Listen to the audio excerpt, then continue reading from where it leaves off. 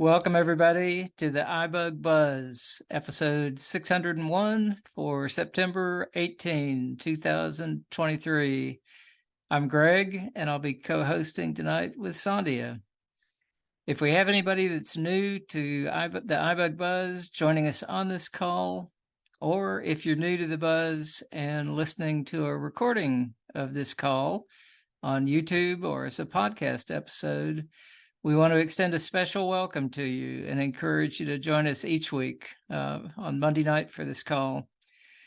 The iBUG Buzz is an open forum where we encourage you to bring your questions, issues that you may have run into in using your iOS devices, and specifically questions and issues related to using VoiceOver on those devices. And those iOS devices would be the iPhone, iPad, Apple TV, Apple Watch, and the iPod Touch. We like to begin each show with announcements and a preview of other iBUG events coming up this week. So for that, I'll turn it over to Sandhya.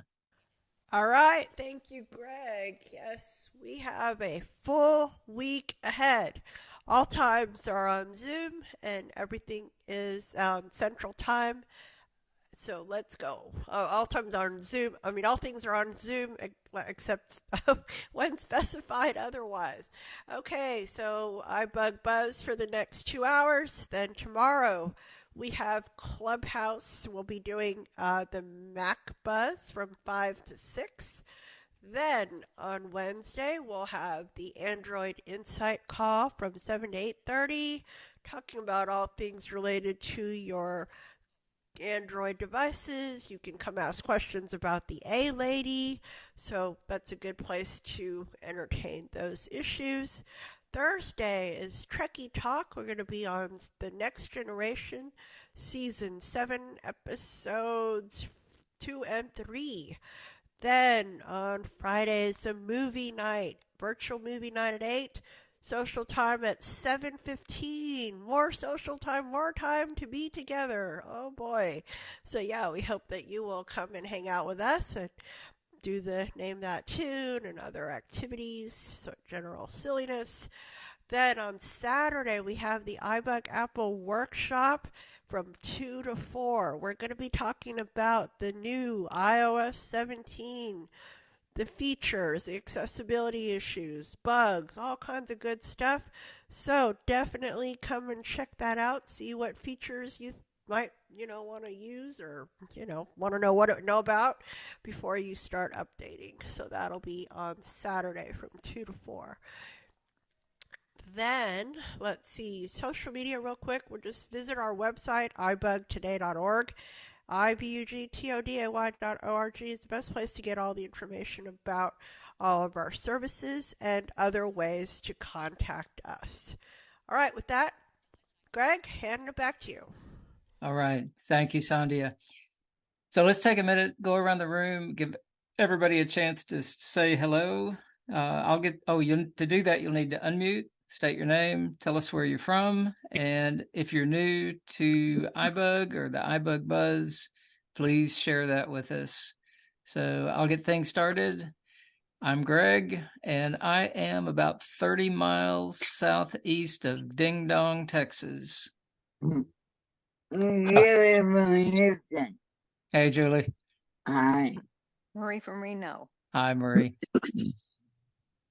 Pete from Florida. Hey, Pete. You Welcome. beat me, Pete. This is Dee from Southern Illinois. Hey, Dee. Hey. This is Ed from Georgetown, Ontario. Hey, Ed. Welcome. Mark in Montreal, and I'm an old timer. Hey, Mark. This is Herbie, and I am in Houston, and I don't know its location to Ding Dong. Hi, Herbie. This is Vincent in New Jersey. Hey, Vincent. You got Earl in Toronto, Ontario, Canada. Hi, Earl. And you got Brian from North Bay, Ontario. I got Brian and Jerry. Welcome to both of you. Gary in Austin. Vanessa Gary, from hey. Georgia. Whoop. Who was that? Rosetta? Vanessa from Georgia. Vanessa. Sorry. Hi, Vanessa. Yes. Hey. Chanel in Houston. Hi, Chanel. Sharon from New York. Maryland. Hi, Sharon. And who was that? From Maryland? That was Nate from Maryland. Okay, welcome. Angelo in Ottawa. Hi, Angelo. Dan, Southern California. Hey, Dan. Helene from Desi in Woodstock. Tennessee. Whoop, I got Desi in Tennessee. Helene. Helene. Hi. Gloria from Houston. Hi, Gloria. Judy in Connecticut. Hi, Judy. It's Brad, about 150 miles north of Ding Dong. You know where Ding Dong is, don't you? Not really. Mostly it's a state of mind, but yeah. In which case you've got it covered. I think it has 22 residents. Wow. Okay, who's You're the next? mayor. Who's next? Hi, this is Rosetta from Conyers, Georgia. Hello. Hi, Rosetta. Hi. I wonder if Ding Dong's near oatmeal. It might be. Greg, it's Mark in Montreal. Yeah, Mark. Ding Dong is near Avon, Texas. You know Avon Ding Dong calling? That's how it has to get.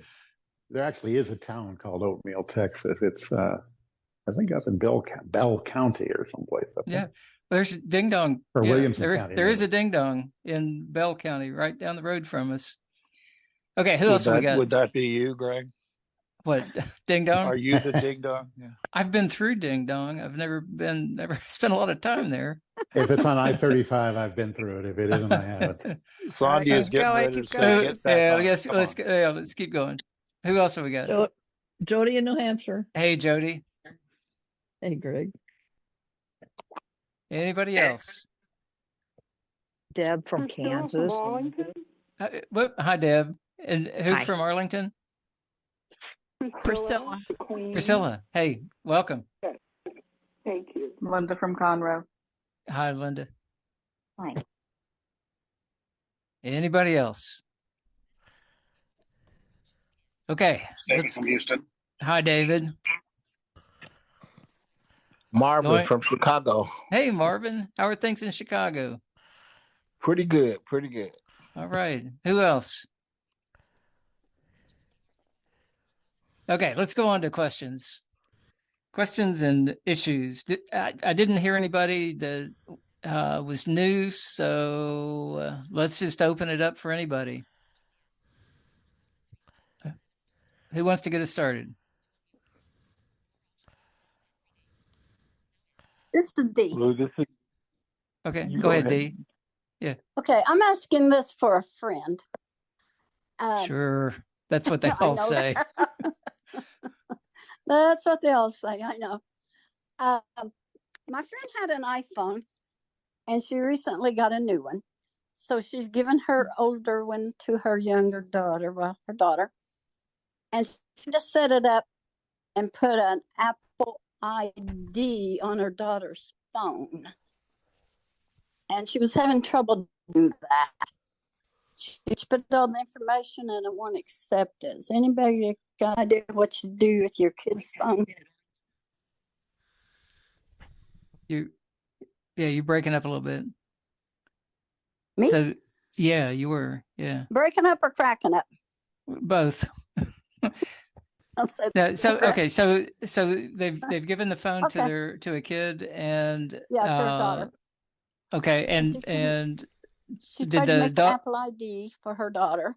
Okay. And it's not accepting it.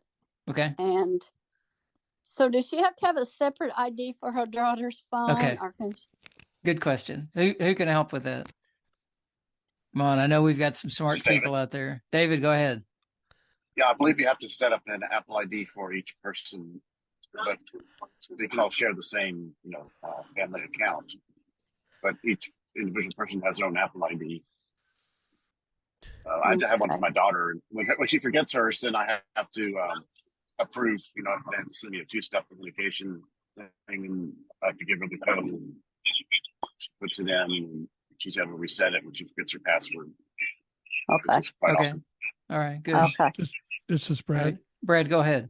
You also have to have a form of payment on file, even if you are just getting something that's free. They still require a form of payment to be, entered in or on file, whatever they call it. On the kid's phone, huh? Wherever you want to buy, whatever. Yeah. Yeah. Yeah. I mean, one way around it is to buy a Apple gift card, and you can enter that in there. I think we did that once before. Okay. I'm not sure. Okay, Anyway, but the daughter would need to have a separate they Apple have ID. to have some kind of form of payment. Yeah. Separate ID and a form of payment. Okay, good. Okay, but then Thanks. under that form of payment thing, it could request that her mother give permission before she buys something, right? What, Brad, do you want to respond to that? This is Brad. Yeah, I think so. I think you could set it up. I've never done this because I've never been in a situation where I had to worry about it. But yeah, me neither. I believe you can set it up so that a child's Apple ID requires parental permission to pretty much do anything. Okay. This is Earl.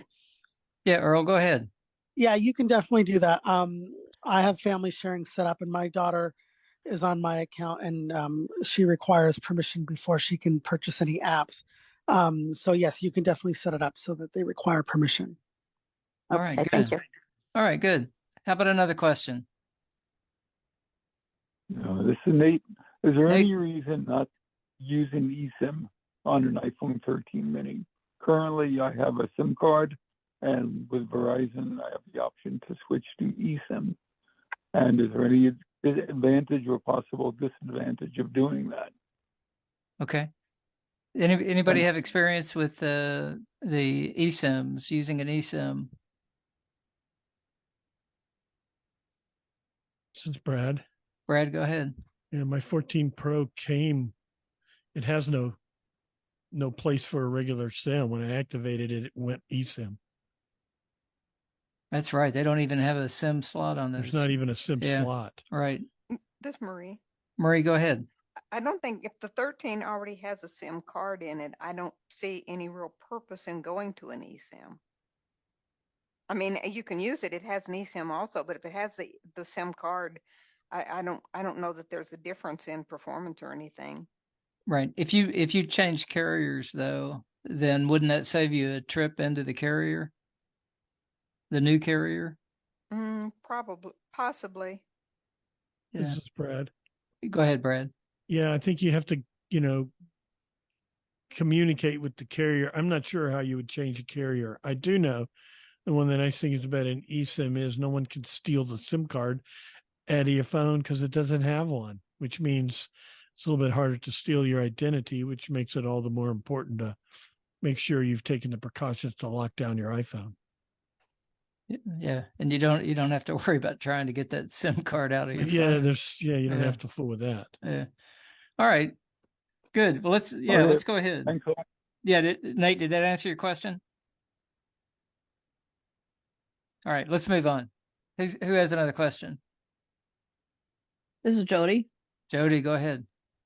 Yeah, I don't really have a question, but I got a comment. If anybody has tried the Amazon app update, they've moved the search bar from the top to the bottom.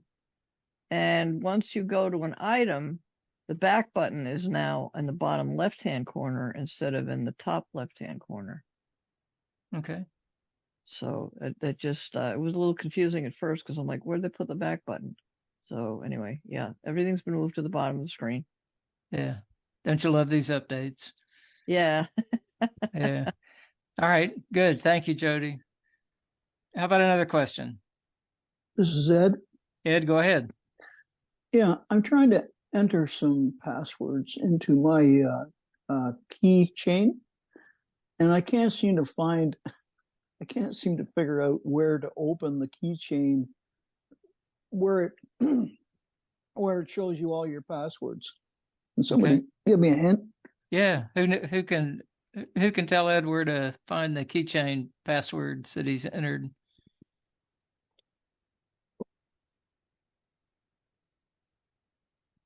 This is Brian.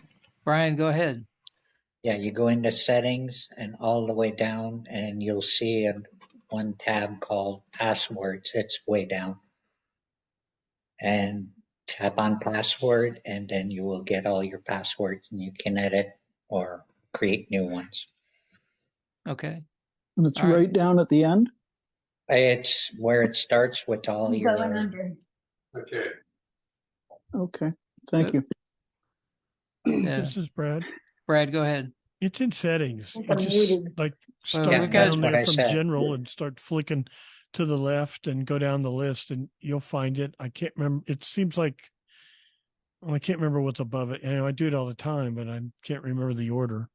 Yeah, it's specifically 'cause below there's so many things. accessibility, below battery, and all Yeah, that. you'll find it. Just go slow, you'll hear it. Yeah. And then double tap on it and it opens up and there they all are. It'll ask you for your it'll validate with either Touch ID or Face ID, or it'll ask you to enter your passcodes before you can get into it. So Yeah. Okay. Thanks. Okay. All right. Good. Good question. Good answers. How about another question?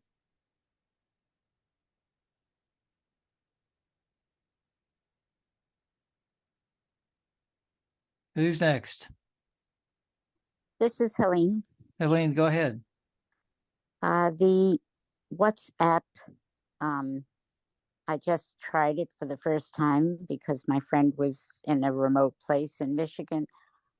Is there any downside for, they were asking questions like, WhatsApp wants to use your, microphone, which was fine, but then it was we also, they were asking to be allowed to send me notifications and there were just many more questions. So I was wondering, is there a downside or things I should be aware of in using WhatsApp? Okay.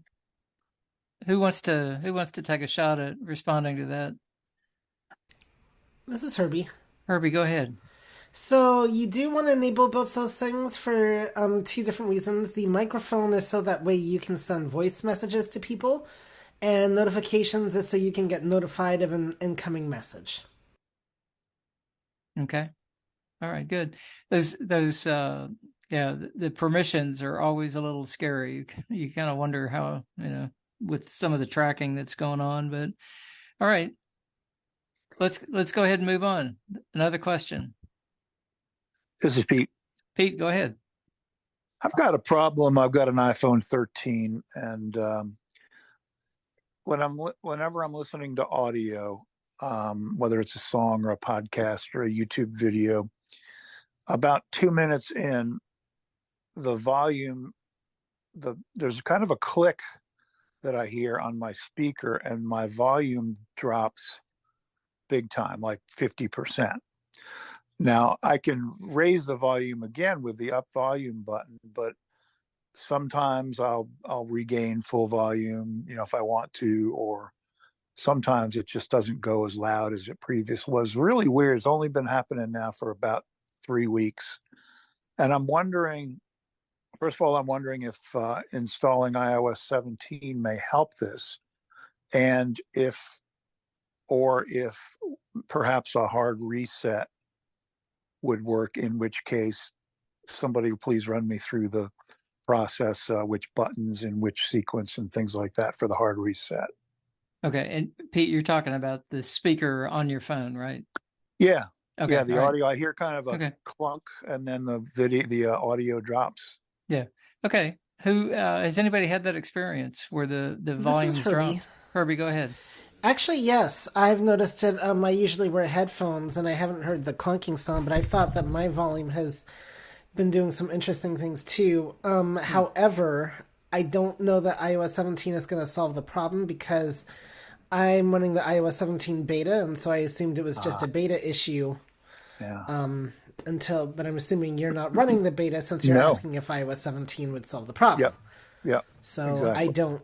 In my experience, I'm going to say probably not, but Right. I have noticed it like on YouTube, especially where it, and I notice it more so if like my screen, like in my case, I can lock the screen, but if the screen is unlocked, I tend to notice it more. Yeah. It's really weird. Fairly recent. So I'm thinking maybe a hard reset might pick it out of it or whatever. Yeah, Brad, go ahead. If not a hard reset, just try turning the phone off and back on. I have that's done kind that. of a reset. Yeah, I've done that several times. Well, hard reset, you hit the power up, power down, and then hold the side button. Side button. Yeah, and count 10, and that usually Or- does it. Yeah, I or wish longer. iPhone had some kind of a haptic or sound. I think the 14 may, but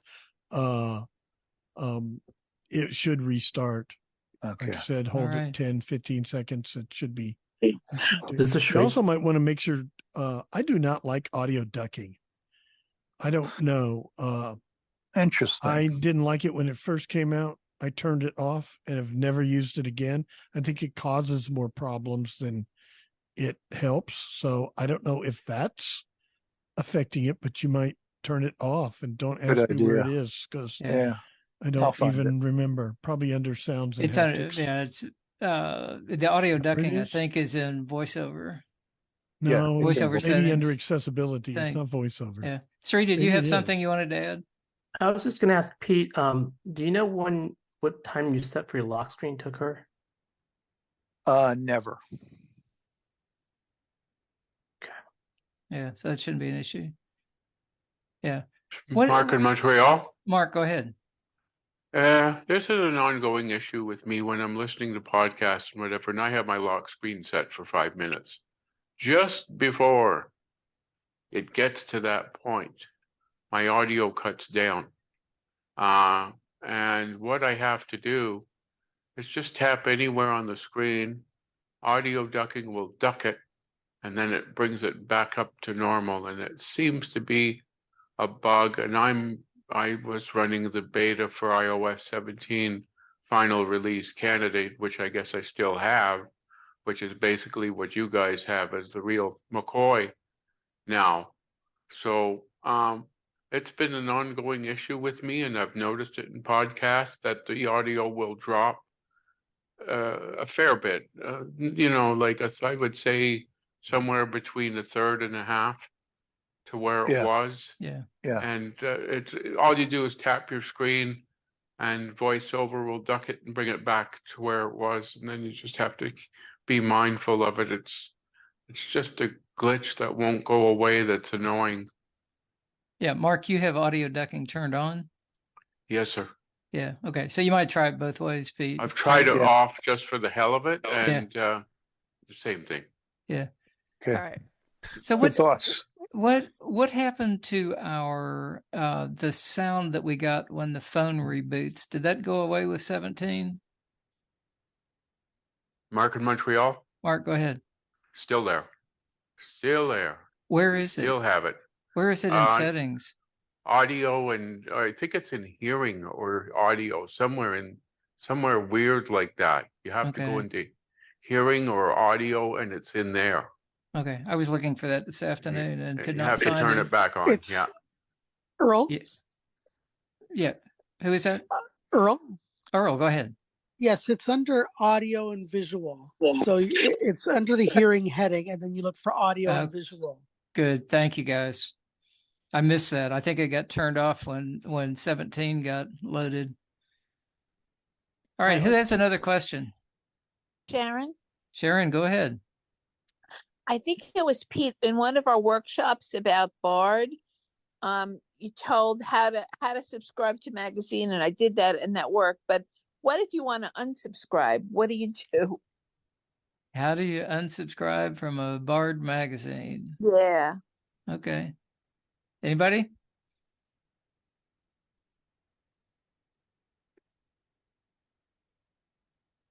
This is Pete. I don't know off the top of my head, and would have to go search for it. Okay. Yeah. Okay. Anybody else? All right. So we need to do some homework on that one. Yeah. All right. Thank you, Sharon. Thank you. All right. Who else have we got? Another question. Gary. Gary, go ahead. Recently, I found an old 5C that when I bought I think it was 6S many years ago, I thought I'm going to put a passcode on this 5C. And in doing that, I locked myself out of it. So I put it up, and then the other day I found it, and I'm thinking, is there any point in trying to restore it, or should I just get rid of it? Because I'll have to find somebody with a Mac to restore it. So Yeah. Yeah, that's kind of a. This is Brad. Brad, go ahead. In order to restore it, I mean, obviously, yes, you'd need a Mac or a PC with iTunes. But you also need to know a Apple ID password for the Apple ID you used. Hopefully you Yeah. know that. Oh, yeah, yeah. And then you have to do what's called a DFU, device firmware upgrade, and that wipes the iPhone, reinstalls the operating system, and then first thing it does when it comes back is it requires you to enter the Apple ID for the Apple ID passcode for the Apple ID that was used on the phone. And if you don't have it, the thing's a brick. Yeah. Okay. And I guess you do have it. So, but to tell you the truth, iPhone 6S is, you could use it for stuff, but it certainly won't run. Well, the 6S is long I'm not sure gone. what its cutoff was on iOS. Yeah. I don't think it'll do 16. I don't remember where it got cut off. Yeah, well, this old 5, I don't know. I just put it in the drawer and left it for years. I mean, it's probably been in there 5 or 6. I don't know how long. Whenever I got the 6S, I think 16, maybe 17. So I was just trying to decide what I ought to do with it. Yeah, another 20 years, it might be worth some money. Probably not much, but you could use it like I use my wife's old iPhone like an iPod Touch to play music on Bluetooth speaker. Yeah. That way, when I get a phone call or a text message, it doesn't mess up what I'm listening to. Okay. Yeah, let's go ahead. All right. Yeah. All right. Thanks for that. I was just curious. Thanks. Yeah. All right. Thank you. Let's go ahead and move on. Another question. This is Sandhya. Sandhya. I have an answer for Sharon for the unsubscribing. You go into Bard, go into browse magazines go to get books, then browse magazines, and then find the one that you want to get rid of. Double tap on that, and then keep swiping to the left. You'll get a button that says unsubscribe. Thank you. There you go, Sharon. Thank you, Sandhya. All right. Who has the next question? This is Jody. Jody. There's actually another way you can do it. You go to your bookshelf and go to audio magazines. Go to the magazine you want to unsubscribe for, go to more info, and then go to the more button, and it will then unsubscribe is an option in there too. So there's 2 ways to do it. All right. Wow. There's always more than one way to do things on the iPhone. Yeah. Thanks, Jody. That's great. Thank you. Yeah. Okay. Yeah, I was wondering if you could go to that magazine and then flick down if you'd get any options by doing that. All right, let's go ahead and move on. Another question? Mark in Montreal. Mark, go ahead. What is that command for quick voiceover settings? Is it 4-finger double tap? Yep, that's it. Doesn't seem to work in Zoom. I'm trying to turn off my This is audio Earl. ducking. Earl, go ahead. It's a 2-finger quadruple tap. So 2 fingers and tap the screen 4 times, and you'll get into. If you're talking about the voiceover quick settings, right? That's the one. Yeah. Yes, 2-finger quadruple tap. Okay. So what is the 4-finger double tap? It's Kathy. It's on tutorial mode. Okay. All right. Okay. Kathy, go ahead. I was just going to say it was the help to get into help. The 4 fingers twice. Double tap. Yeah. Yeah. 4-finger double tap to get into VO help. Yeah. Okay. And 2-finger quadruple tap is what you're looking for. All right. Next question. This is Kathy. Kathy, go ahead.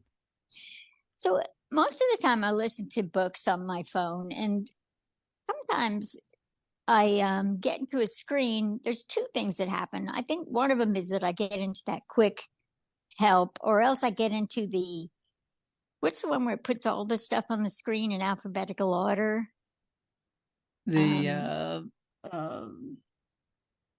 I know what That's you're the talking item about. chooser. Yeah, item chooser. Good. Oh, item chooser. Okay, so and then another thing that happens is sometimes I get where I'm on the status line and I can't get off of it.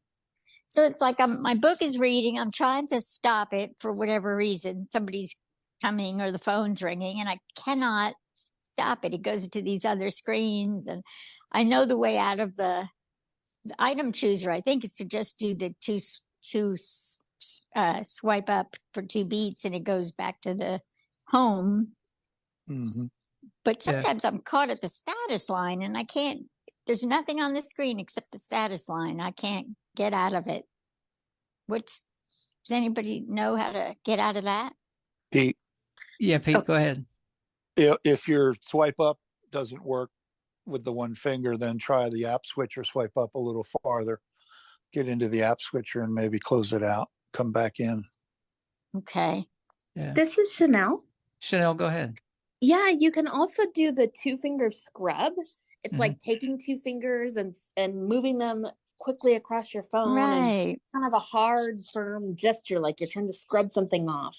Some people call it the Z gesture, but it's kind of just taking 2 fingers and whatever. Just back and forth. One left, right, left, or right, left, right. Yeah. Right. You can go back and forth, or you can go up and down. Really? Yeah. Okay. Good. We have some good answers tonight, and good questions. All right. Who's next? Who wants to ask another question?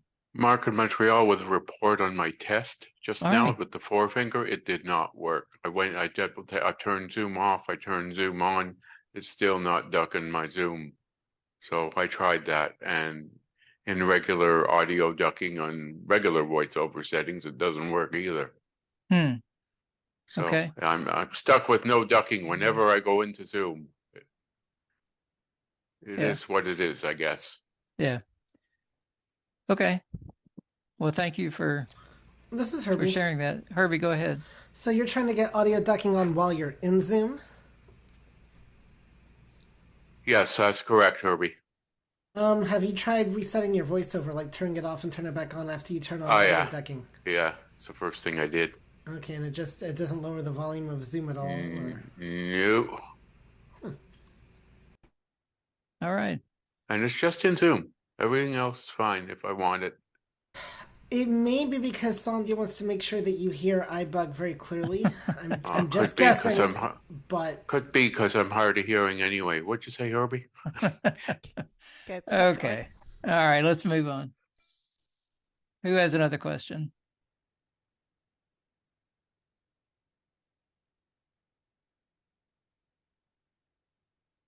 So who's updated to 17 today? Anybody? This is Herbie. Herbie, go ahead. Well, I've actually been running 17 in beta mode, and so I've had it for a little bit. So, one of the big things I would say are the new ringtones and the new text tones. And it does keep your old ones, but there are a lot of new ones. Get used to the way it vibrates along with the tones in your hand. If you have haptics on, that's very interesting. I'll tell you something that has gotten a major facelift, actually, is voicemail. And there are several big things. So normally, I've been a big proponent of the Umail app as opposed to the default voicemail. But the features that Apple introduced in iOS 17 made me want to give voicemail a try. So they've introduced the live transcription, which you get to see in real time what somebody is saying to you in the form of a text message. It's a little bit quirky, though, and it needs some improvement. It worked better at first, actually. But it is kind of cool to get an idea of what the person is saying, and you can interrupt at any time and answer the phone. I did do that once, more on accident, and it kind of worked. But the other thing is, like, now it's a lot easier to listen to a message. Like, you don't have to go hunting for the play button. You double tap on the message, and then it immediately starts playing. They've also improved the quality of voicemail, and now FaceTime people can actually leave you a voicemail as well. So that is pretty cool. We gotta save some of this for don't Saturday. Tell them everything. Don't tell them all the secrets. Yeah. Yeah. There you go. Okay. Who else? What other questions have we got? Pete, go ahead. Philosophical question: How attractive to us as blind and visually impaired people is this speech to text feature with text messages and whatnot, where it will what is it? It converts it from speech, like a voice message, into text. And why would we do that when everything we've been striving for years now is text to speech? I guess that's a rhetorical question. Yeah, Herbie, go ahead. I can give you one quick answer for this. There are times when people leave me 5-minute long voice messages. It would be nice just to get a quick transcription summary of what they're saying. I can go back to and listen to the audio message later, but that's one advantage I can see right off the bat is, you don't have time long-winded to messages. Yeah. Chanel, go ahead. Yeah, I'm sure it's not perfect. I am not updating to 17 just yet, but we have many deafblind users in our community or people who are hard of hearing. And so being able to get that text would really help because then they might be able to read it, on the Braille display. So right. Just another idea. Yeah. Thank you. Okay. How about another question? This is Sri. Sri, go ahead. I did also update and I did test out the point and speak feature that came with one of the features that have the use of the LiDAR, and it worked pretty well. Yeah, I was when I saw your comment about that, because there have been real mixed reviews on that. I was encouraged when I saw your comment. There've been people that have tried that and said that they felt like that was something that would be better for a low vision person, where you can see where you're pointing, have an idea where you're pointing. But I'm looking forward to playing with that. Yeah, it detected all the buttons. As I was moving my fingers, it was reading it to me. Okay, good. All right. How about another question?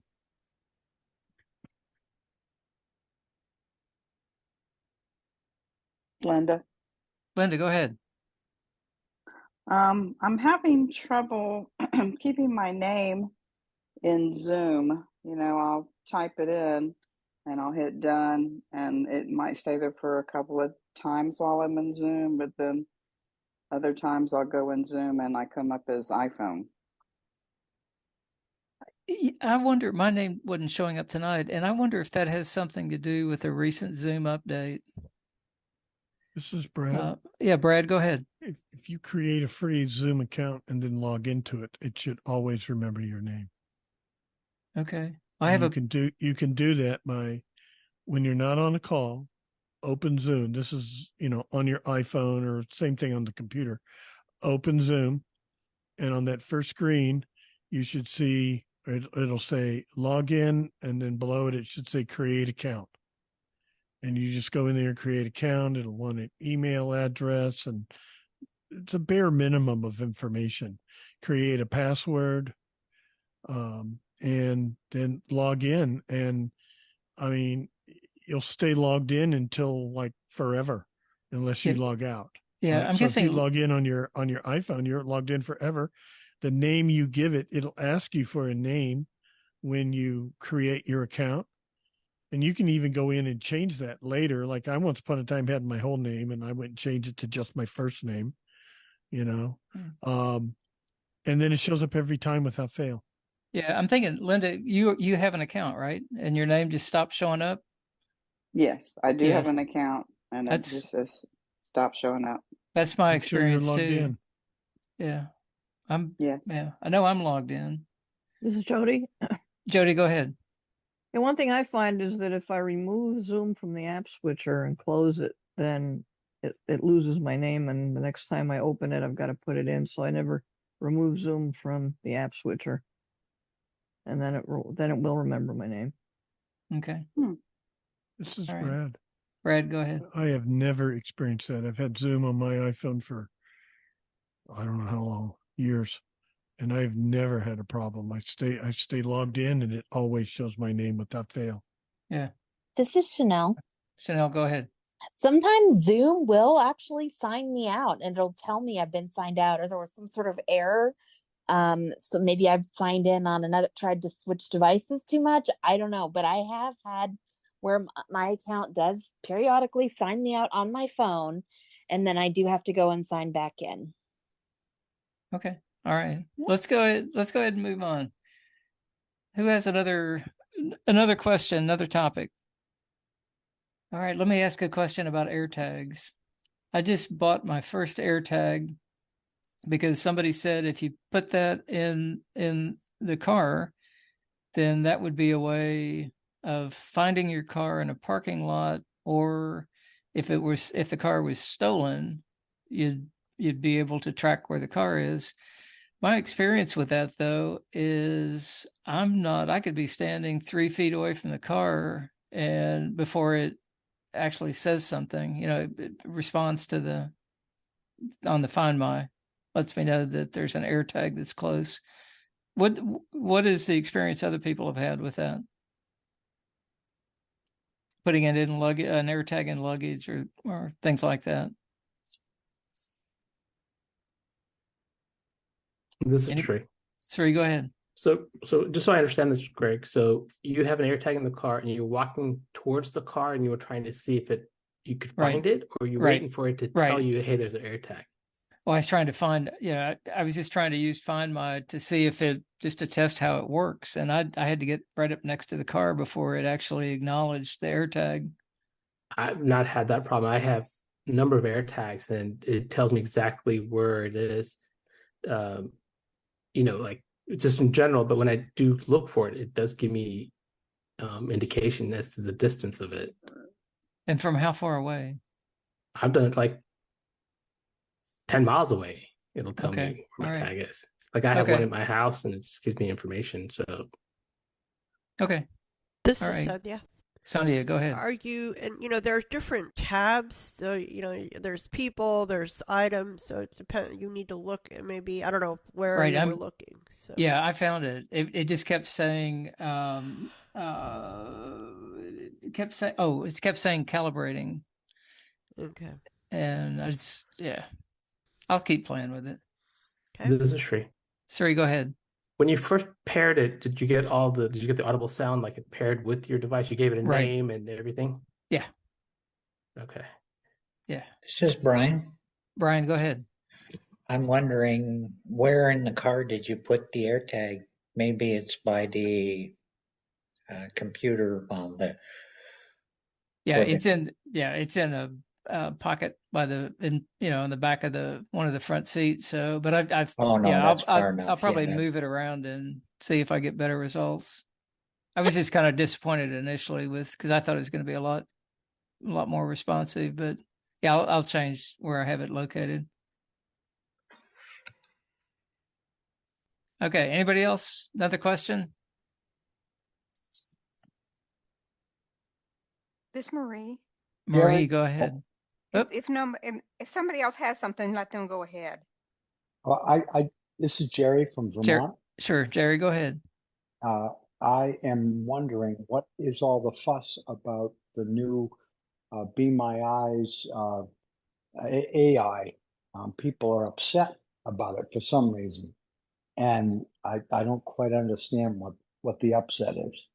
Okay, who's played with the This Be is My Earl. AI? Earl, go ahead. What it is, Jerry, is Be My AI. It's been in closed beta for a while now. It's in public beta where more people have access.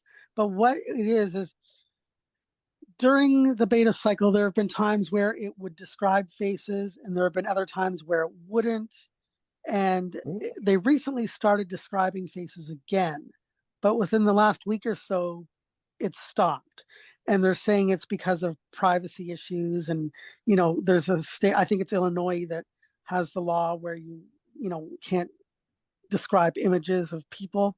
But Be My Eyes is working with OpenAI, which is the, AI behind the service that they're offering. And they're trying to get it so that Be My AI can offer face recognition again. They don't know when that'll be working, but they did put out a blog post today. If you go to BeMyEyes.com and you go to their blog, they did put out a blog post today saying that it is being worked on. They don't have an exact timeline. It might be a bit before this gets up and running, but they're hoping to get facial descriptions back again. So Right. that's what That'd the be fuss is about. People are complaining because they had it and now it's gone, basically. Yeah, oh, Jerry, okay. is that what you were asking about, or did you want to Yeah. know Well, yeah, I wanted to know what the fuss was, but I Oh, also I found it describes pictures very well, but I haven't tried it on people yet.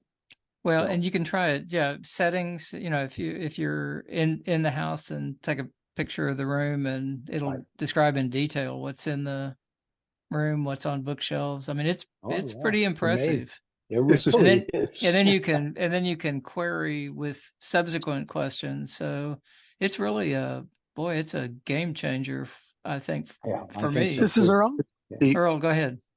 Yeah, I was just gonna say, yeah, not only can you query it again, but you can send it other pictures to go along with your original picture and hopefully get a better response if you need more information.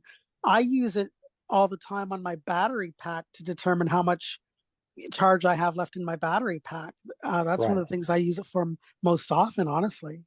Yeah. Okay, Pete, I did you want just to add use it something? for I'm sorry. go ahead, Yeah, yeah, Jerry. yeah. Uh, Um, Pete, go ahead.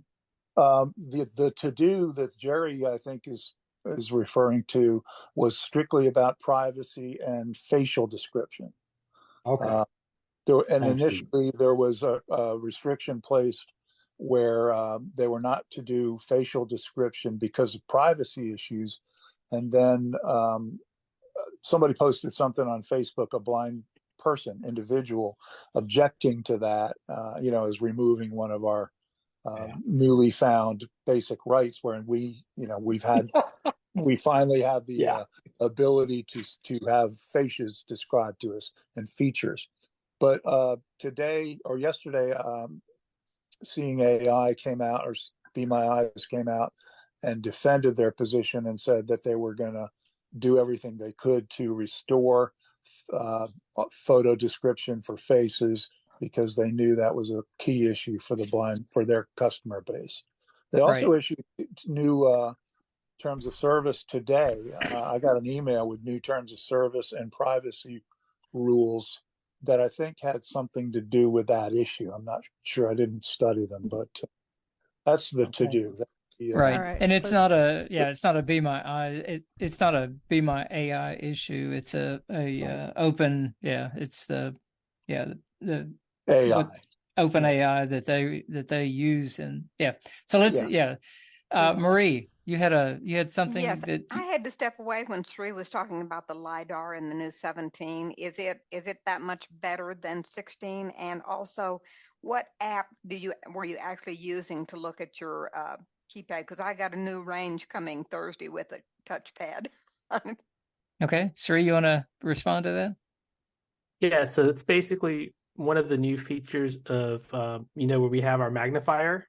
Mm-hmm. It's one of the channels in there, and as long as you have a device that has the phone with the LiDAR sensor, basically all you need to do is first go in and turn on that channel Mm-hmm. and put it on position, and then you can go back in and do the 4-finger triple tap, and then you can swipe left or right till you hear that feature double tap, and then as soon as the camera sees your finger, it'll start making noise, letting you know that it sees your finger, and then you just move your finger around the appliance's name, and go slow, but it'll start letting you know that your finger's next to the popcorn machine or the popcorn button or your beverage, whatever. And my microwave was reading as I was moving my fingers through each row. It was just reading what it was.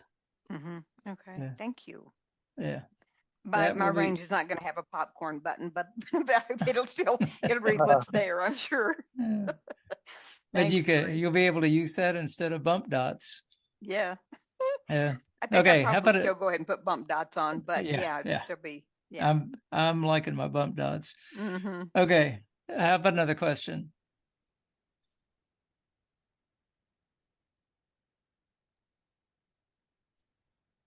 This is Jody. Jody, go ahead. If you don't have LiDAR, there's an app called VisLens, VISLENS, and you can use that to identify like your microwave keypad and things like that. Okay. All right. Yeah. This is Yeah, Kathy. just another option. Yeah, Kathy, go ahead. So the problem is, I don't know if it's stating the obvious, but I guess the problem is like if I try and take Be My Eyes over to Seeing AI over to the washing machine, it doesn't tell me what order things are in. It just blurts them out, and it's not. Is there some way like in what's the other one called? Voice scanner, whatever that's called now. If you had it on so it was just reading in columns or something, is there some other way to make some device that we already have read things in order so you could tell what was where? Okay. Anybody have This any is Sri. thoughts? Sri, go ahead. I think, Kathy, this is a good thing for you to try the Be My Eyes if you have access to it, the AI, because you can tell it what's above it, what's next to it, what's below it, what's to the right of it. It'll start telling you that information. Okay, but when you use your finger as the pointer, that's the LiDAR thing, right? That's correct. That's okay. That's doing it in real time. Yeah. Yeah. And right. Yeah, that's one of the new iOS 17 features. But you Okay. do have to have LiDAR on your phone for that to work. And then I think what Sri was suggesting was the Be My AI. Mm-hmm. I was just gonna say, because I've used it, and it does a really good job describing what's around that main object that you're looking at also. Okay. All right. Right. I'll try it. And you do not have, is that correct, Sri? You do not have to have LiDAR for Nope, it's free. Be No My LiDAR. AI. Yeah. As long as your phone supports Be My Eyes, it should work. Yeah. Okay, good. Okay, thanks. Yeah. It's Sharon. Sharon, go ahead. Could I just ask Jody, what was that app you said? VIS Lens? What was it? This is Jody. Jody, VISLENS? Yes. Okay. Thank you. BizLens. Yeah.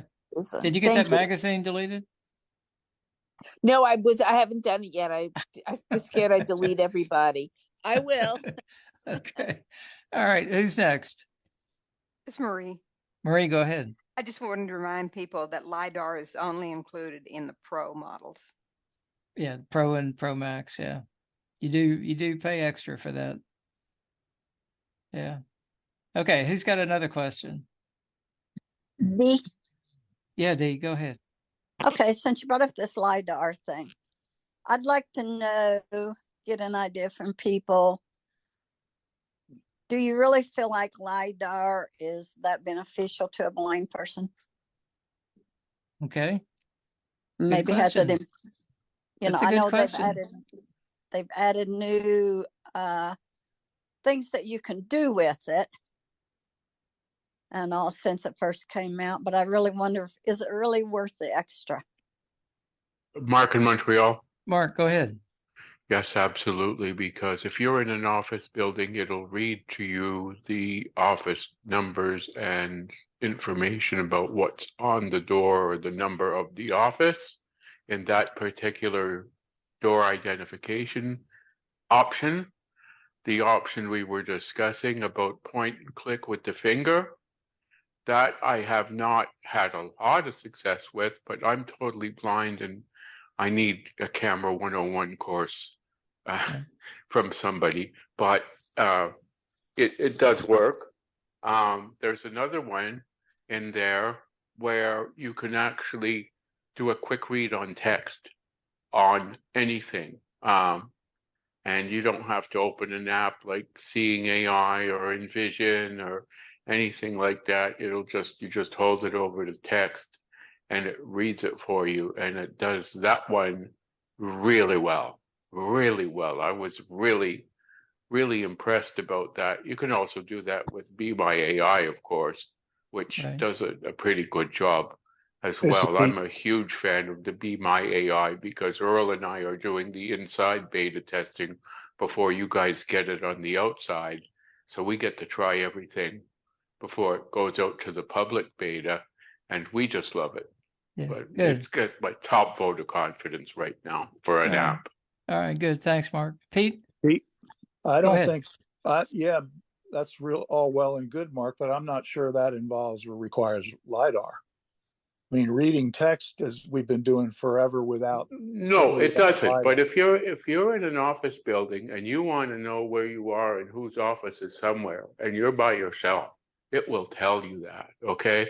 If you Well, it want would to be know about the buttons on my stove, which for the oven, which are not marked degrees, I can go with my LiDAR on my 14 Pro and get that, you know. So yeah, to me, it is worth it.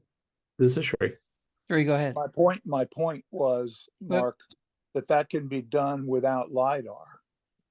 Right.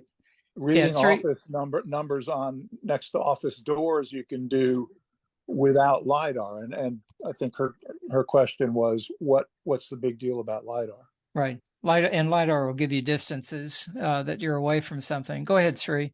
Yeah, I would say, I've had this phone, I've got the 12, and if I had to put a measurement of how many times I've used the LiDAR, it's very, very, very minuscule.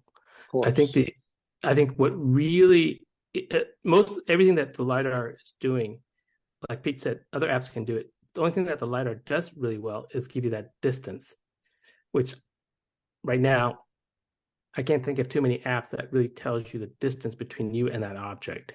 Right. One of the practical uses that I've heard people talk about is if you're standing in line, then it will, if the line moves forward, then it will let you know how far ahead of you the person in front of you is. That's correct. That's what I'm saying. This is David. David, go ahead. Well, so what app are you using? Just the camera, just a straight camera, and you're pointing it. I mean, you're saying LiDAR, but LiDAR is a feature in the phone, but there has to be some kind of app that uses the LiDAR. Go ahead, Sri. It is launching the camera app. So like the people detection, it's when you launch it, it's opening the camera and it's picking it the person and then giving you the distance between that person and your camera. And I think right now the sensor goes, I've tested as far as like 20 feet. But there are other apps that you can use the people. You can use a regular camera. It'll tell you if it sees a person. It just doesn't tell you how far that person is. How do you get that turned on in the camera? I mean, is that through the magnifier, Sri? Yeah. So you do a 4-finger triple tap once you set it up. But if you didn't set it up, it's all in the magnifier. So it's not the straight camera; it's the magnifier camera. Like well, it's the magnifier function on the camera. The magnifier is a camera, but it gives you different filters and magnifications and so on, but it's still using the camera. Yeah, you open up the magnifier app. Correct. Well, no, when I use the camera, I don't see anything about LiDAR. I point at stuff; it doesn't tell me how close it is or what. No, you have to go into the magnifier. You have to open the magnifier. Brian. Right, which is a separate app. I'm sorry, I'm not trying to be a jerk here. I'm just, it seems like we're just confusing two things. The magnifier is an app that uses the camera. The camera is its own app that you take pictures and do other things like getting QR codes and whatnot. But the magnifier is a whole separate thing. So you have to be opening that. Yeah. I'm just trying to clear it up for people if they want to use it because I don't use the magnifier. I didn't really even know that was in the magnifier, so I'm learning something. Let me go with 3, and then if we have time, we'll come back to Brian. Yeah, I think basically they just have it set up in the magnifier tool, but I don't believe it's using anything in the magnifier. Like the image is not getting magnified when you use the LiDAR. It's just they just happen to throw it in that section. It's just a tool in the magnifier. In the magnifier, right? Yeah, Brian, did you want to say something real quick? Yeah, the camera now since 16.6, it's better in 17 apparently. I haven't tried it that way, but the camera, if you have image description on your rotor, you turn on image description. In the past, we used to have it take a picture and have the picture described, but now you just touch in the middle of the screen, the loader, point your phone at what you want the information, and he'll give it to you. All right, we need to break. It's time for the 8:00 break. But thank you, guys. All right, thank you, Greg. Wow. All right, so this is when we are going to say hello to people who joined us and didn't get to say hello the first time. So say your name and where you're from, please. Audio now unmuted. Who'd like to Dana, Cincinnati. Hey, Dana, welcome. Kathy Tulsa. Kathy. Janet in Colorado. Welcome. Jen from Nashville. Hey, Jen. Hi. Shree from Virginia. Shree and Liz. Liz, welcome. Anybody else? Jerry from Vermont. Hey, Jerry, welcome. All right. Anybody else? The better, Jerry. That's a matter of opinion. Welcome, Jerry. All Toot right. toot. Okay, so now getting ready for our big reveal for our movie on Friday. It'll be at 8 p.m. Central Social Time, starting at 7:15, and then we have a discussion and trivia after the movie. What will that movie be? I have no idea, but I have somebody that has a clue, or maybe a few clues. Mr. iBUG Guy, are you out there?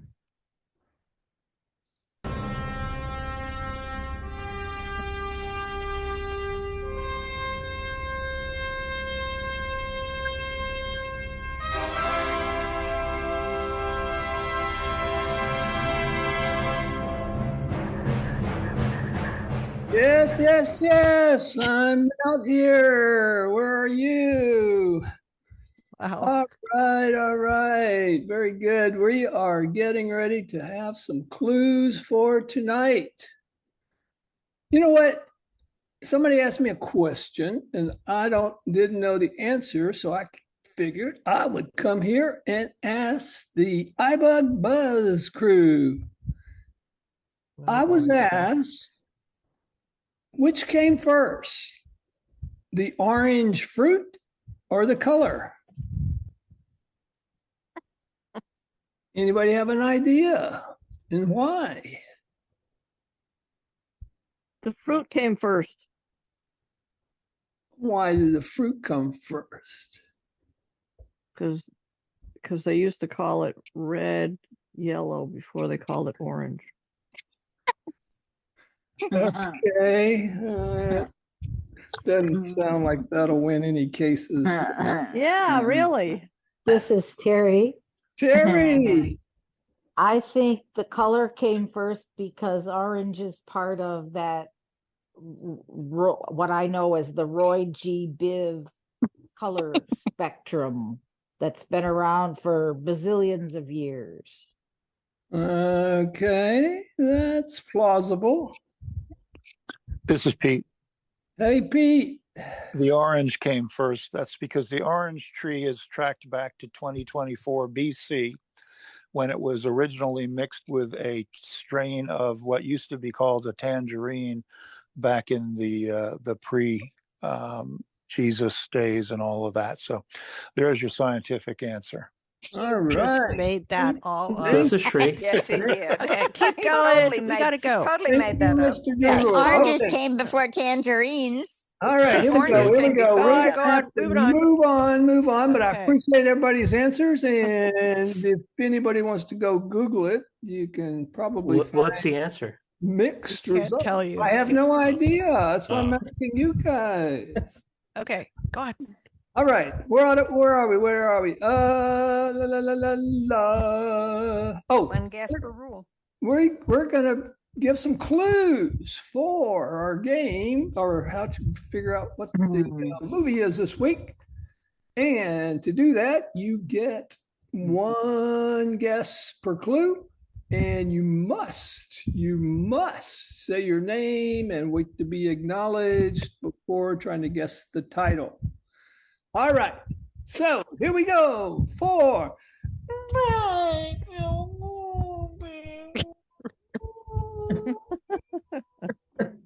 Don't encourage him. I know. Wow. Where'd he go? I think Ed did it better. He'll be back. All right. Okay. Go ahead. All right. Okay, we're hearing some breathing, people, so stop breathing on your microphones. Okay. Go No ahead. breathing, yes. Clue number one. Maybe that's you, Mr. McCullough. Sounds like Michael doing it. Yeah. Stop breathing. All right. I'll have to back off my microphone. How's that? There, better. No, it's still somebody else. Okay, keep going. I'll fix it. It's somebody else. All right. Clue number 1.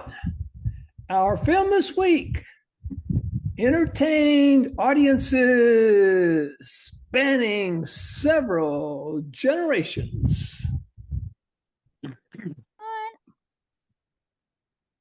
Our film this week entertained audiences spanning several generations. This is Jerry from Vermont. Mr. Jerry from Vermont. Close Encounters of the Third Kind. Close Encounters of the Third Kind is maybe not this time. Good try, Jerry. Kathy? Pete, and then Kathy. Back to the Future. Back to the Future. Yeah, you. Very good, Pete. Sorry, I muted everybody. It was getting really annoying. So come back in, Mr. McCulloch. All right, I heard Pete last say Back to the Future. And it's you. You got the background voice. We are going to send Pete back to wherever he came from. All right, Kathy, you wanted to guess for that clue. How about The Wizard of Oz? The Wizard of Oz. The Wiz of Oz. Okay. Man, you guys are so close. You wouldn't even believe it. But not this time, Kathy. Good try. Right, we're going to move on to clue number 2. Two. Okay. It's a visual feast that succeeds as both a gleeful escape and a battle cry.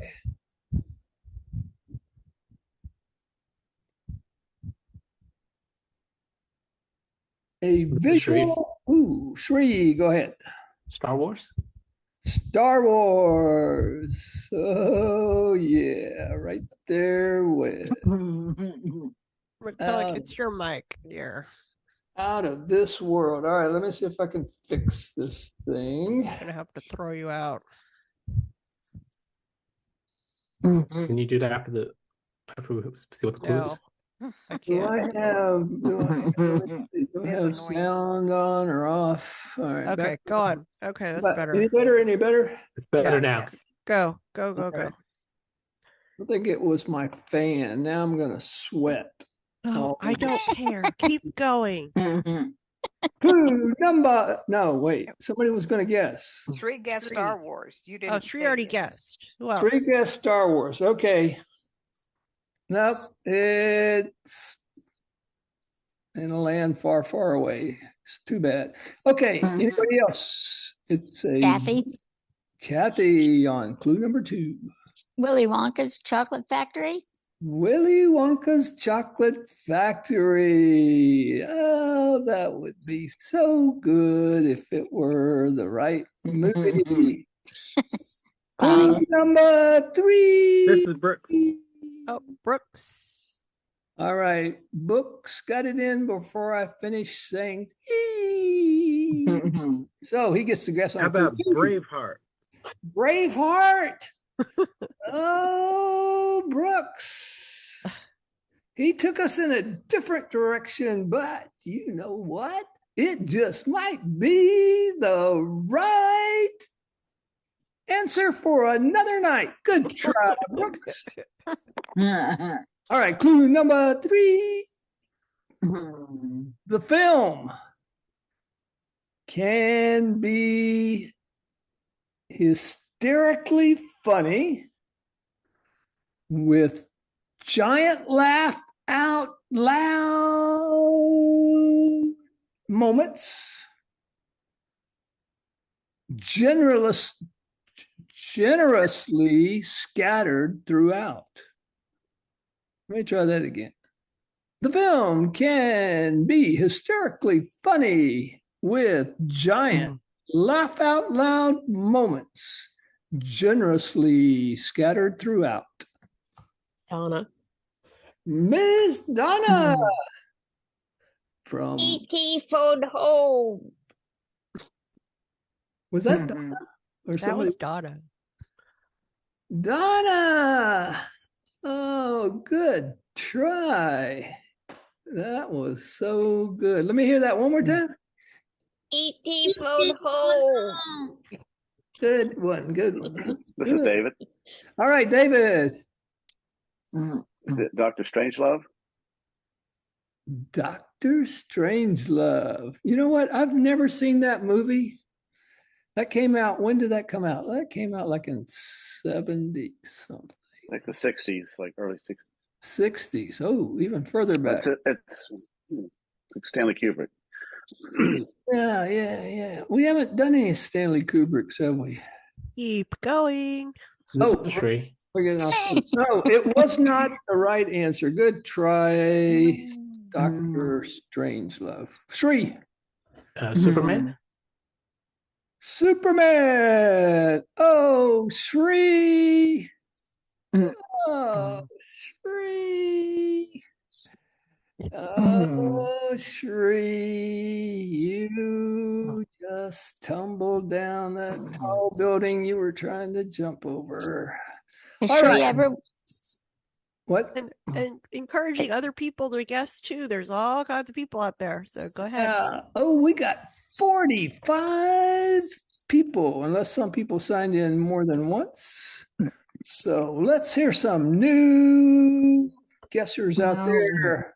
Everybody is eligible. Jody? This is Jerry from oh, go ahead, Jody. Jody and then Jerry. Hook? Hook? Is that what you said? Yeah. Hook? Yeah, Hook. Okay. That's interesting. Captain Hook. No, you just said Hook. It's still the wrong answer. Good try, Jody. All right, Jerry, come on. You can do it. 2001 Space Odyssey. Oh, that was the intro walk-up music tonight. Yes. And that's all it was. Good try, Jerry. All right, Mr. Dana. Butch Cassidy and Sundance Kid. What the hell did you answer that for? Where'd you get that one from these clues? Come on, Mr. McCullough. Good try, Dana. Gotta go. Clue number 4. Marie. Well, Fix your joke, Dana. All right, clue number 4. Marie. Oh, Marie. Mary Poppins. Mary Poppins. Oh. Doing terrible. That's almost not even close. No, that's close. Excellent. All right. Anybody else? Sorry, moving on to clue number 4. Gotta go. The laughs come from physical comedy at fish out of water moments. That doesn't make sense. Physical comedy at fish out of water moments and choice pop culture references. It's Marie. And Marie's back in it. Come on, Marie. A fish called Wanda. A fish called Wanda. Oh, Marie, I think you need to go back and get some sushi. Keep fishing. Anybody else?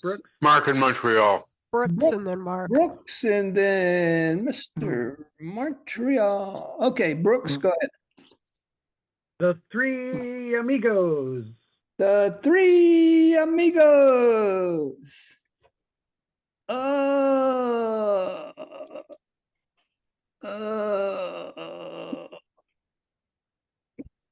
on.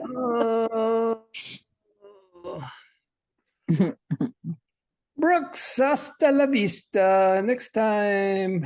Okay, Mr. Mark from Montreal. I know we're pulling at straws here, but what the hell? We're talking about fish, so let's go with the Little Mermaid. The Little Mermaid. Sorry, I couldn't resist. Oh, Disney. I don't think we've done a Disney show, and we probably never will. Sorry, Mark. Keep going. This is Jody. Oh, we have done Disney, but just no Disney animated ones. Okay. Sharon and then Jody. We got to Sharon and Jody. Home Alone. Home Alone.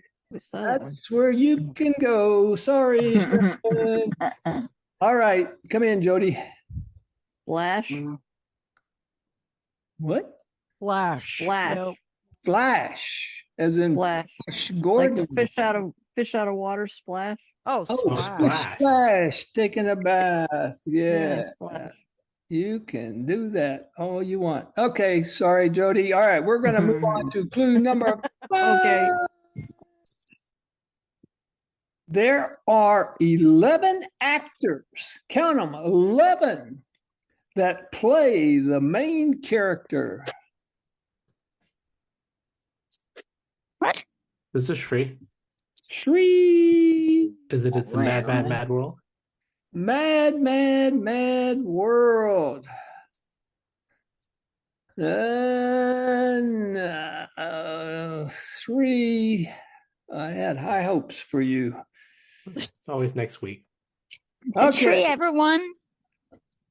Yes, he has. Long. I'm a repeat. Anybody else? There are 11 actors that play the main character. All right, we're going to give you a bonus. We see, and this is so good, Jerry, this is especially for you. We see a 2001 A Space Odyssey homage and a self-pitying 80s power ballad. What a bonus. That's it. Give it away. Can you repeat the clue? David.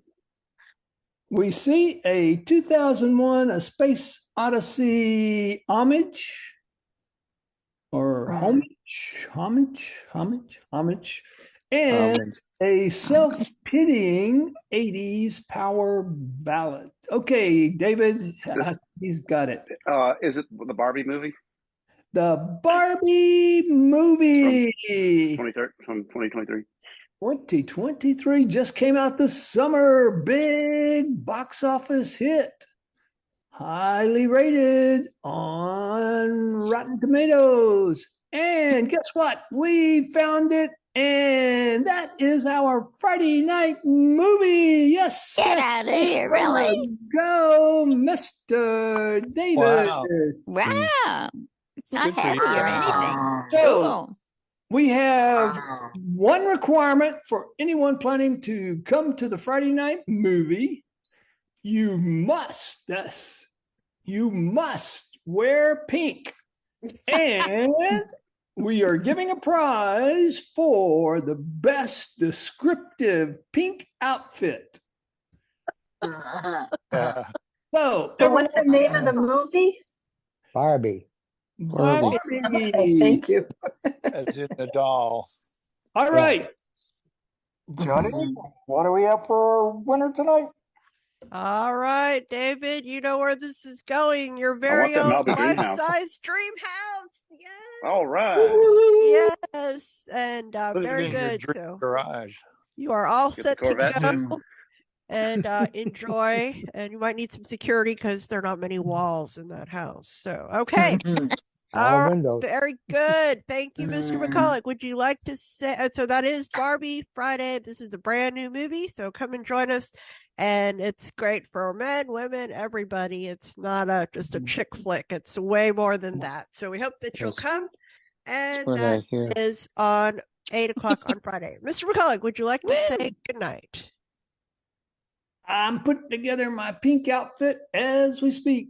Oh dear, I can't wait. I don't have pink.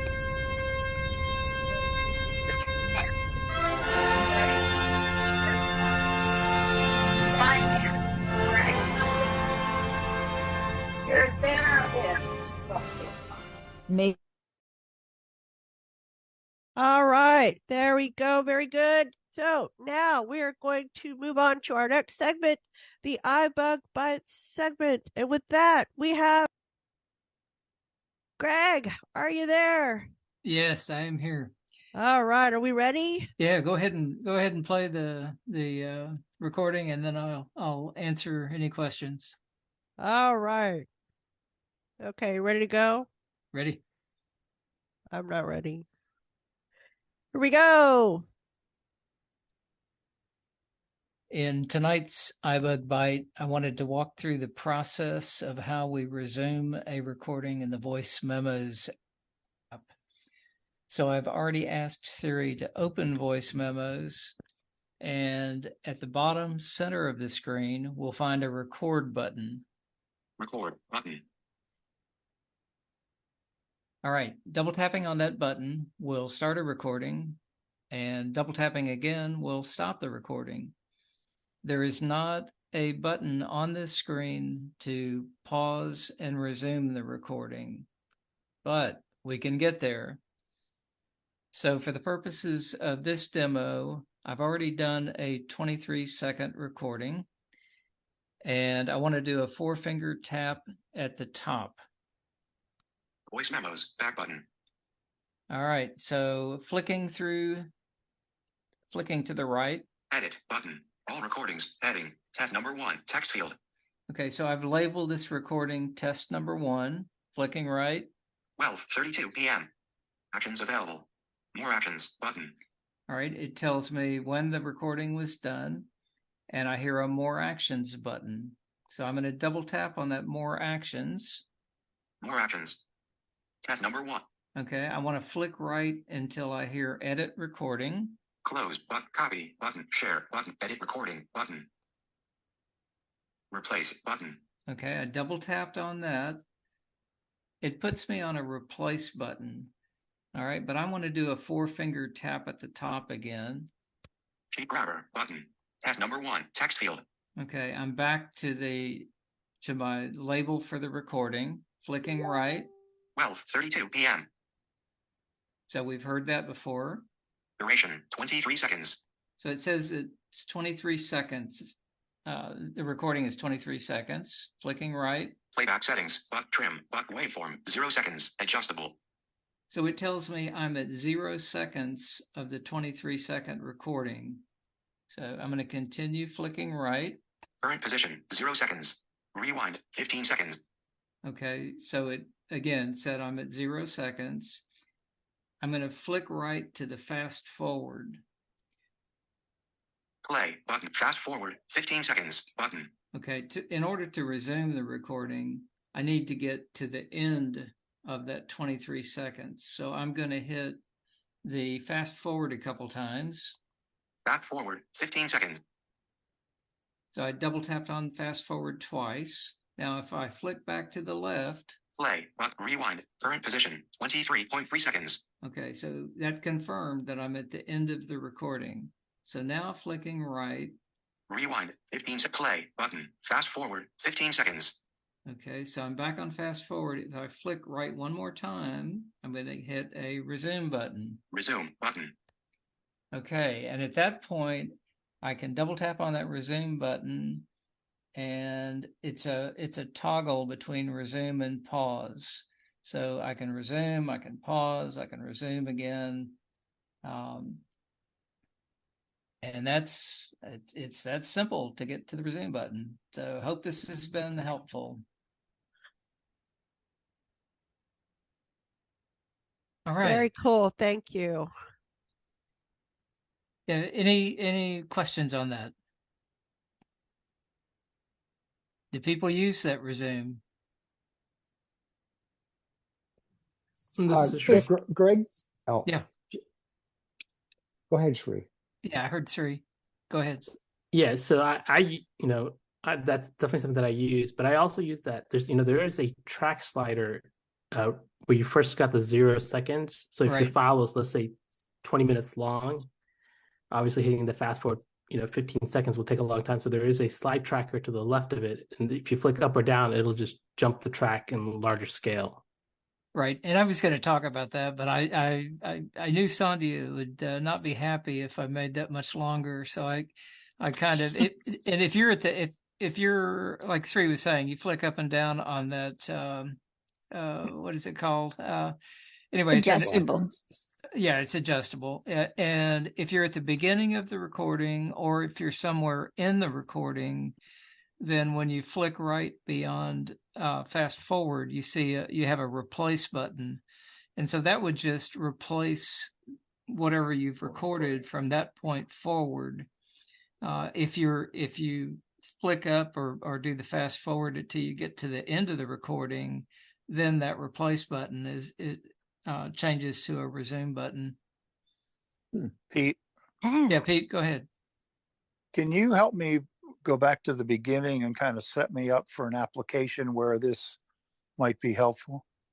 Well, any like there are a lot of times when I might want to record just some information, but I need to I'll pull up a screen and record, have the screen reader talking to me on the computer and dictate some stuff into voice memos, and then I'll want to stop and go back and go to a different page on the computer and pull up some other information and then dictate that. So I've used that resume quite a few times.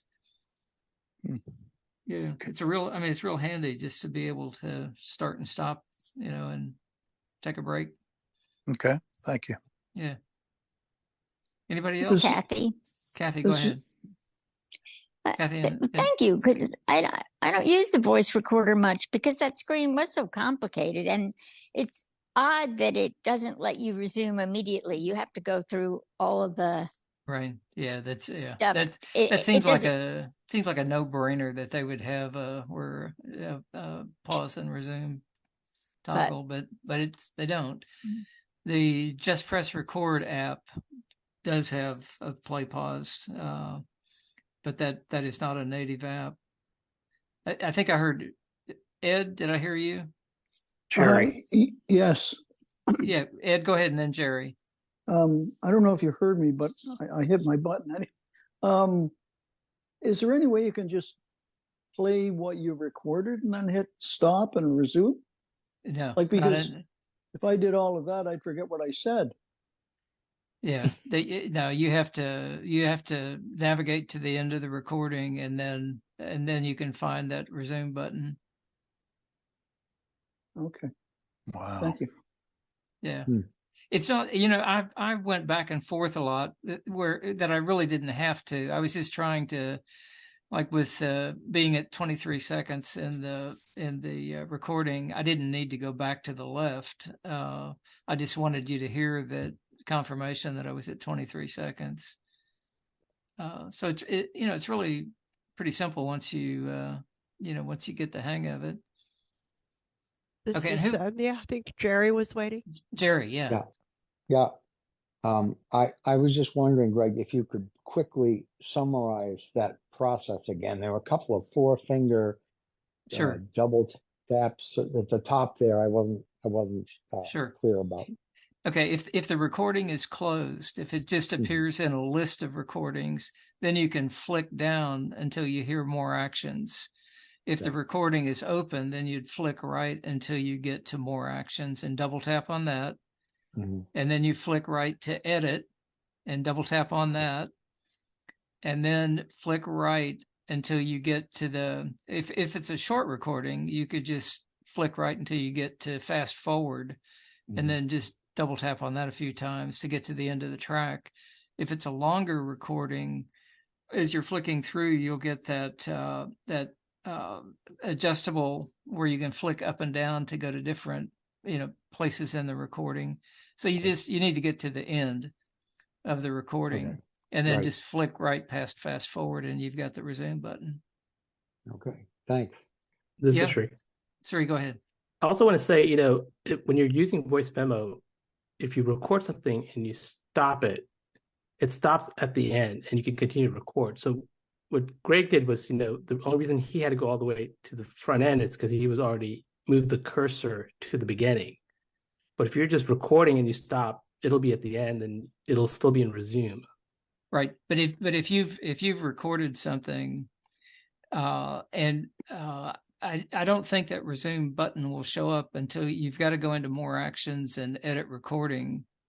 And then if you're at the end of the track, the resume button will show up. This is Sri. If you hang on just a second, Sri. Actually, if you've recorded something, and you're the button that you're going to have there after fast forward is going to be a delete button to delete the recording. So you have to go into more actions, go to edit recording, and then get to the end of the track, and then it will be a resume button. Okay, let's move on. You have one more question, Sri, or?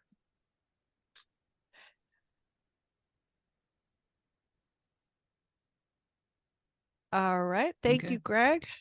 Yes, ma'am. And just Sri had previously done a demo of the, all the features of voice memo. So this is like a good little supplement to that. So definitely check that out. All right. So now we're going to resume our program. Anybody that hasn't had a turn, we'd love to hear from you, and also want to encourage people to help answer questions as well. Like to hear from different people. Who would like to go? Who has a question? Liz? Go ahead. Somehow it says disappeared from when I want to read an attachment. It used to be that you could click the save it or the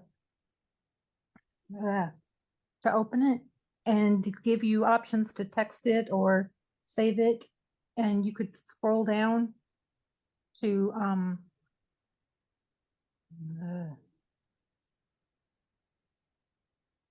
seeing AI and have that read it to you, but that option's gone.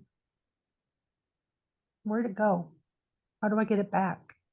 Okay, can you start the beginning of what you said? Where were you? I couldn't. Okay, an example. I got a text message that had a document on it, and I want the document read to me. Okay. So I would usually use Seeing AI because it is quick and easy, and I'll just read it right then. So you click what do you click? The little up arrow. What's that thing called? I'm gonna go back. Are you seeing the share button? Yeah, that one. And it would bring up where you could airdrop it or text it or go down the list, or you could add quick notes or save to files. When the describe with Be My Eyes came on the option list, which isn't really available yet, that's when it disappeared for Seeing AI and the NFB one to read it to you. All right. So let's see. Does anybody have this experience with Jen? Why certain things are not showing up in the share sheet to read a document? Any thoughts? This is Sri. Yeah, Sri. So when you went to the bottom and you swiped right, you didn't see read with Seeing AI, correct? Correct. And then if you kept swiping right, do you ever get the more button? Yes, I've got the more button. And did you double tap? And it gives all. I'm sorry. Go ahead. No, did you double tap and see if it's in that area? I have, and it gives me a whole list of weird things like a TV station that I have an app for and things like that, but nothing that's useful. So you're just looking for an app to read that attachment, correct? Is it a document attachment or is it a PDF? Do you know what kind of attachment it is? Any attachment that I've received, text message, email, none of them will let me go back to that now. I can take a look at it and let you know next week if you like. Yeah, that will have to, sounds a little strange, actually. Mm-hmm. It is. All right. Thank you, Liz. We'll keep working on it. Okay, Thank good you. question. Who's next? Somebody new. Who'd like to go? New question. This is Terry. Go ahead. Guys, were there any new features in the Apple Watch that would be of particular interest to us? They've talked about the temperature and we don't have that yet. They've talked about blood pressure. As far as I know, we don't have those kinds of things yet. But was there anything new? Because I admittedly have not listened to the Apple thing from presentation from last week. All right. Anybody? Accessibility features of the Apple Watch, or anything that we would benefit from?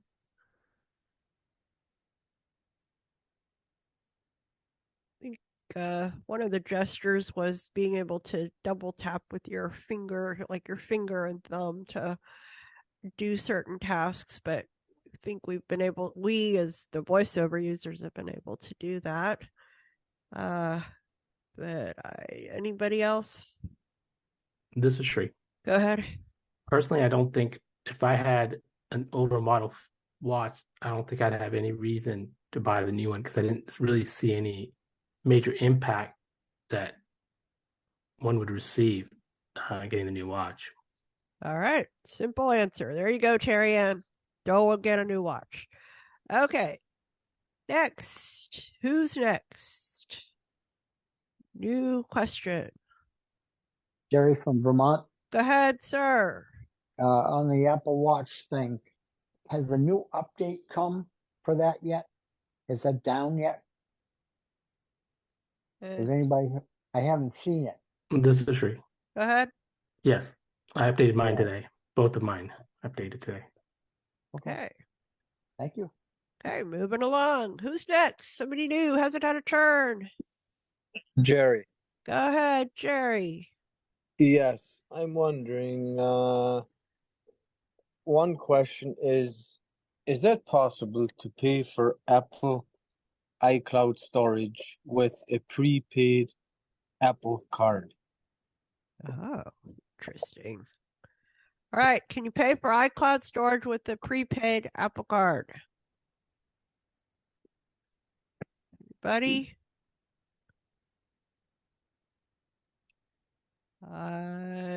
Anybody? Have you tried it, Jerry? Well, I talked to Apple. You're kind of on WhatsApp chats. They're Go ahead, Shri. I'm gonna say yes because iCloud is not. You can cancel that at any time.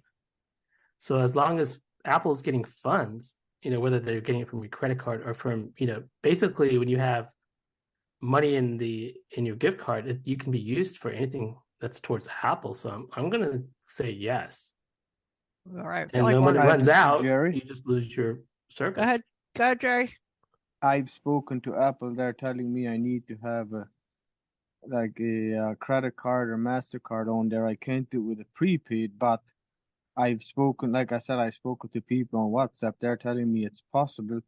You just need to have a MasterCard on file too, and just use the prepaid one as your primary. And if it's empty, you just put a different one on there. Okay. I'm just wondering if anybody's ever done it. Go, Liz.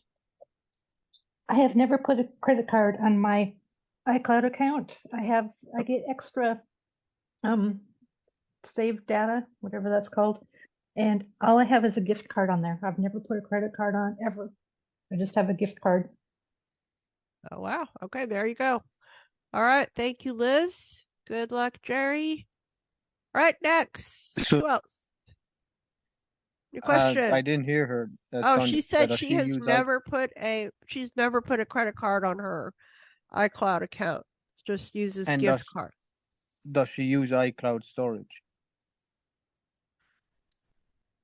Liz, you use iCloud storage? And then did I unmute? Okay. Yeah. I'm having trouble finding my mute button. Yes, I have a monthly. They deduct from my gift card every month. Okay. Very Okay. good. And when my gift card gets low, I'm going to load a new gift card. Can I quickly ask one more question? Okay, go ahead. Is anybody having a problem with iOS 17? Not like I get the beeps, I'm getting a notification, but Siri is not reading it to me. But Siri is not reading it to you? Yes, Siri is not reading the notification like it did up till now. Okay. Anybody? If anybody has had that yet, given it's so new. All right. Maybe not yet, Jerry. Okay, thanks for your help. All right. Thank you. Okay, who else? Who's next? New question. This All is right, Jody. Go ahead, Jody. Yeah, I just wanted to clarify the feature where you go into the magnifier app, and can you go into the magnifier app through the app and also through the control center? And once you're in the magnifier app, is it a 4-finger triple tap that you use to activate the video image description? This is Sri. Go ahead. It's a 4-finger. It's a 4-finger triple tap, not a quadruple tap. Well, that's what sorry, that's what I meant. 4-finger triple. Yeah, 4-finger triple tap. Okay. Okay, thank you. All right, thank you. Who else? All right, I have a question. How does anybody use Google Pay? Have somebody that wants to pay me with Google Pay? Anybody have any experience with that? Google Pay? No? Okay. Was wondering how accessible it is. I guess I'll have to figure it out myself. Okay. All right, who else? New question.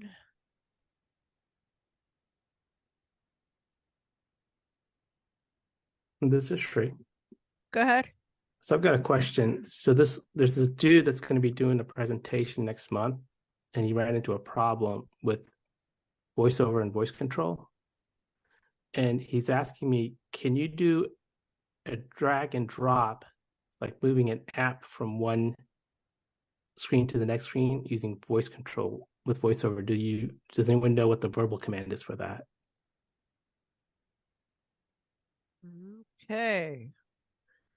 I'm hearing crickets. Anybody using voice control? Okay, that'll be an interesting presentation. All right. No luck there. Maybe a weak presentation then. We'll wait until then. All right, who's next? New question? Who'd like to go? Even if you've asked a question.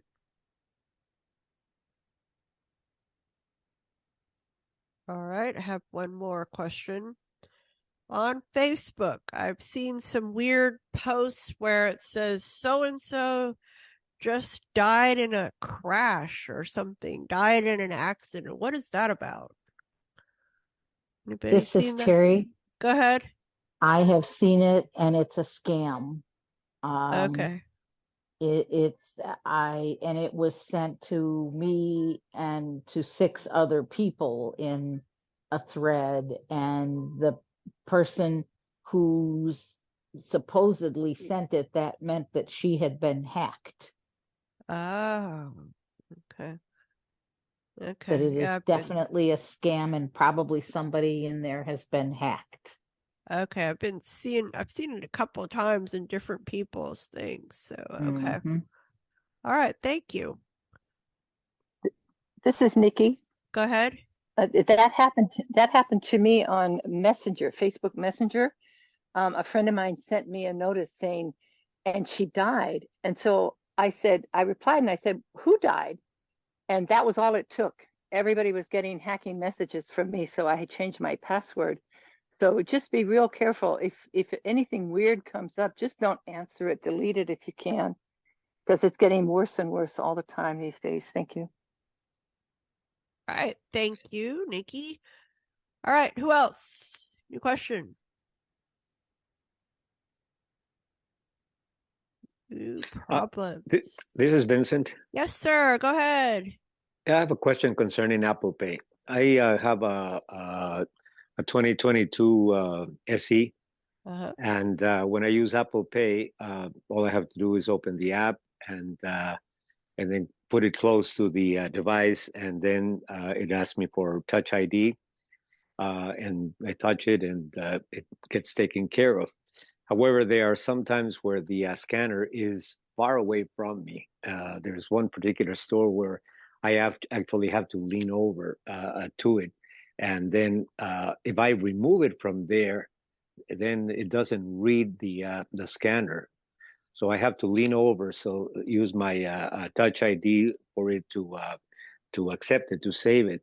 So I'm wondering if for those people that have the newer phones and use Face ID, if they have had similar issues and how they solve it.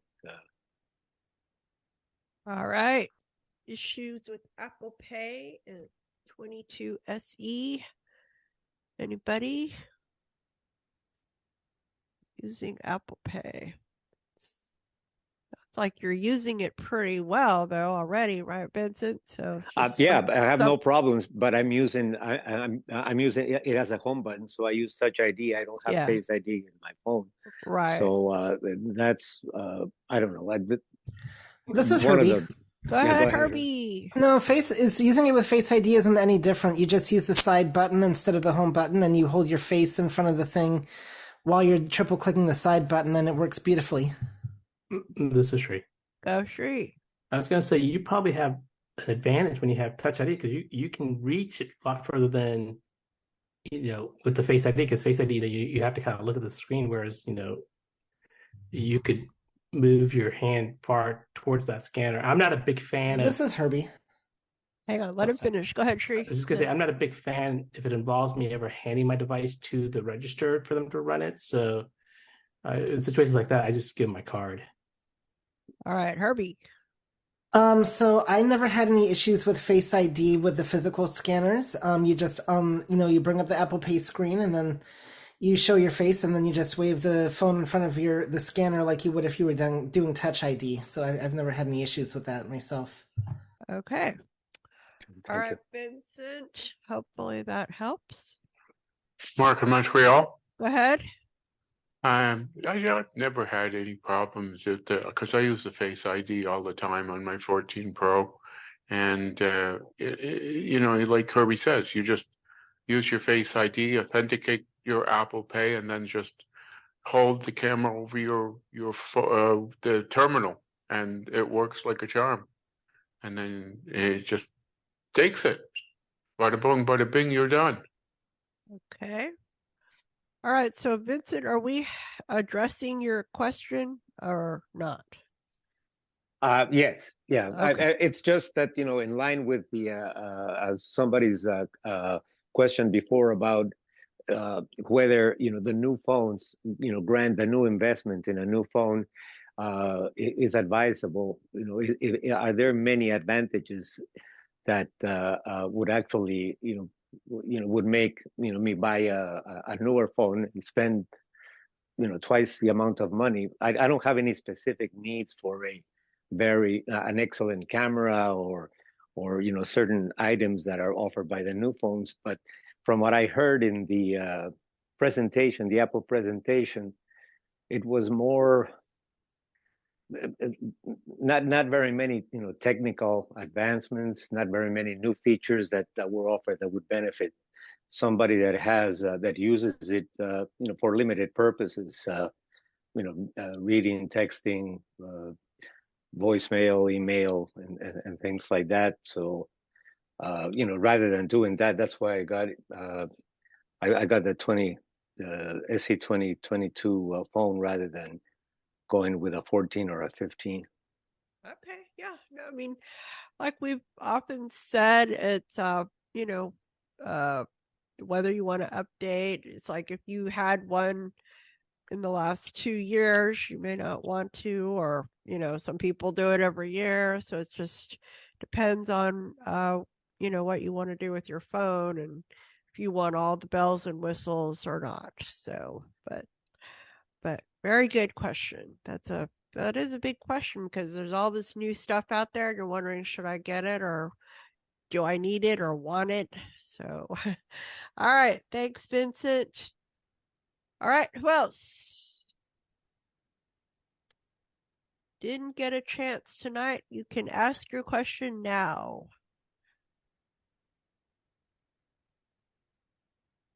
Who would like to go?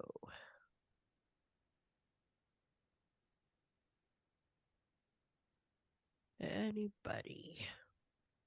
This is Jody. Go ahead.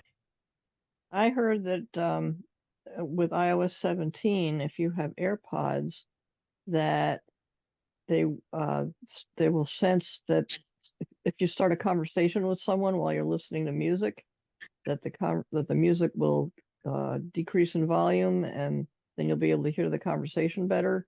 And then when the conversation's over, the music volume will go back up again. Wow, that's pretty cool.